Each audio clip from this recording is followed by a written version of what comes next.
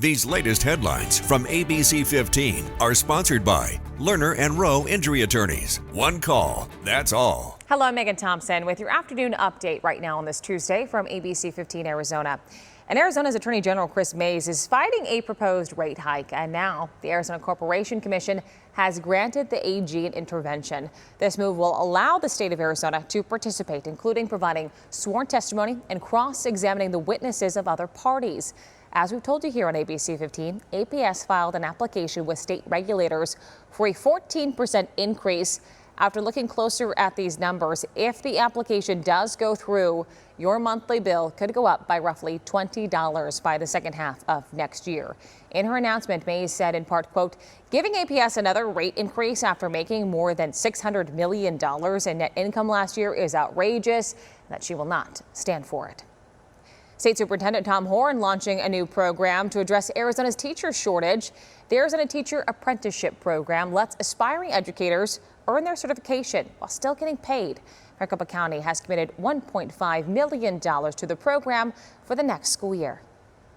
Your online activity, where you live, and what you buy all create data. Those details can be valuable for companies in deciding which customers are willing to pay more or less for goods and services. And experts say the practice is becoming more common and more intrusive. If you and a friend buy the same plane ticket at the same time, you could be paying completely different amounts. It's called personalized pricing. Personalized pricing is when companies use a lot more data to basically charge just about everyone their own price. Economist Ben Schiller says the idea is simple, but the implications are not.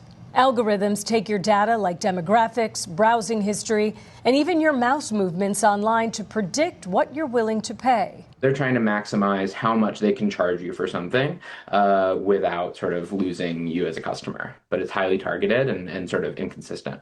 A January Federal Trade Commission study revealed that retailers may track everything from your precise location to the products you abandon in your cart, then adjust the price just you pay. It found companies hired to run price modeling algorithms work with hundreds of brands, from grocers to clothing chains. It's conceivable that on average consumers are better off. There's theory that suggests it could go either way. They could either be better off on aggregate or worse off.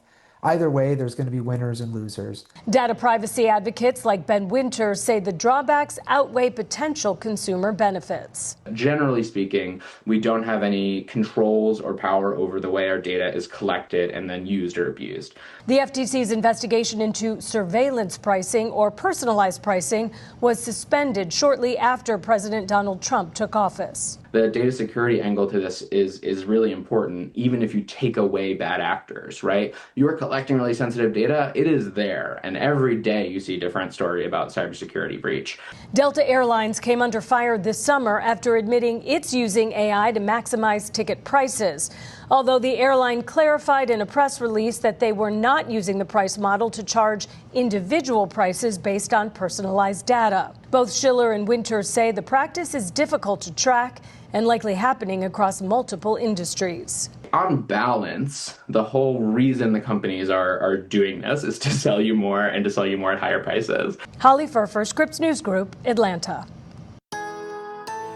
With your most accurate forecast on this Tuesday, I'm meteorologist Jorge Torres. Another nice but hot day later on today, and a dry one too, with temperatures starting off this morning in the mid-80s. We'll climb to 97 at lunchtime and calling for a high of 104, which is 3 degrees above normal for mid-September. As far as storm changes today, it'll once again favor areas across primarily eastern and southeastern Arizona, and even later this evening we could see a few more storms developing in southwestern parts of the state as we get a surge of moisture coming in from the Pacific as a result of what's happening in the tropics. We're still monitoring Tropical Storm Mario, which could be a big-time player in our forecast later this week. Highs today anywhere from 78 in Flagstaff to 80 in Heber and 81 in Show Low. Western parts of our state, highs anywhere from 102 in Yuma to 105 in Lake Havasu City. But those temperatures drop the rest of the week. In the valley, we'll be in the upper 90s Thursday through Saturday with those storm chances as high as 30% Friday, 60% in the high country with those highs in the 70s and lows in the 40s.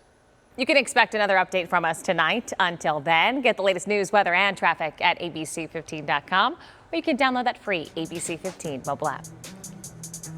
These latest headlines from ABC15 are sponsored by Lerner and Rowe Injury Attorneys. One call, that's all.